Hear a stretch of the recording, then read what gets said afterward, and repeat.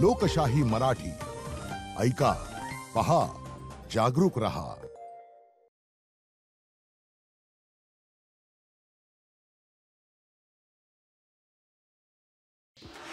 मायानगरीतील विजयी मिरवणुकीनंतर आज विधिमंडळात होणार जगज्जेत्यांचा सन्मान। मुख्यमंत्री एकनाथ शिंदे करणार खेळाडूंचा गौरव।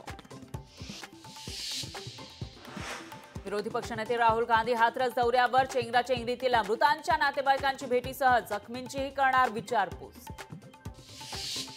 बेस्टला इलेक्ट्रिक बस पुरवठा करण्यास मेघा इंजिनिअरिंग कडून विलंब। आतापर्यंत 2100 पैकी केवळ 185 बसचाच पुरवठा केल्याचं समोर। ऑगस्ट 2023 होती डेडलाईन।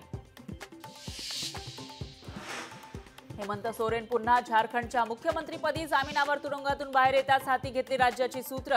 राज्यपाल CP राधाकृष्णन यांनी दिली पद आणि गोपनीयतेची शपथ। विधान परिषद निवडणुकीचा उमेदवारी अर्ज मागे घेण्याचा शेवटचा दिवस। मविया एक उमेदवार मागे घेणार का याकडे लक्ष। नीट UG पेपर फुटी प्रकरणी सुप्रीम कोर्टात आणखी एक याचिका। गुजरातमधील 50 विद्यार्थ्यांनी दाखल केली याचिका। परीक्षा रद्द करण्याची विनंती।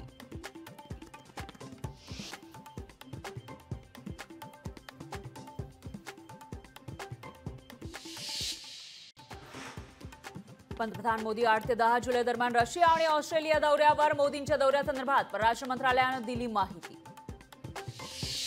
दिल्लीमध्ये मुकेश अंबानी यांनी घेतली सोनिया गांधींची भेट। अनंत अंबानी यांच्या लग्नाचे निमंत्रण पत्रिका देण्यासाठी घेतली भेट। बीडमध्ये जरांगे, जयदत्त क्षीरसागर यांचे एका बॅनरवर फोटो। बॅनरवरील एकत्र फोटोमुळे राजकीय चर्चांना उधाण। मुंबईतील गिरणी कामगारांसाठी बांधलेलं संक्रमण शिबिर धोकादायक। अतुल सावे मंगळवारी करणार पाहणी। लाडकी बहिणीसाठी अजित पवार मैदानात। मुख्यमंत्री लाडकी बहीण योजनेबाबत व्हिडिओ ट्विट। व्हिडिओमधून लाडकी बहीण योजनेच्या जनजागृतीचा प्रयत्न। गेल्या 2 वर्षांपासून डोंबिवलीकर अनियमित पाणी पुरवठ्यामुळे त्रस्त। पाण्यासाठी महिलांचं ठिय्या आंदोलन। मोरबे धरणग्रस्तांचा उद्रेक। सरकारनं आश्वासनं पूर्ण न केल्यानं धरणग्रस्त आक्रमक। मुख्यमंत्र्यांच्या पाहणीनंतरही इंद्रायणी नदी प्रदूषितच। केमिकलयुक्त पाणी सोडल्यामुळे नदीच्या प्रदूषणात प्रचंड वाढ। मविया आणि पर्यावरणवादी संस्थांचं इंद्रायणी नदीकाठी आंदोलन।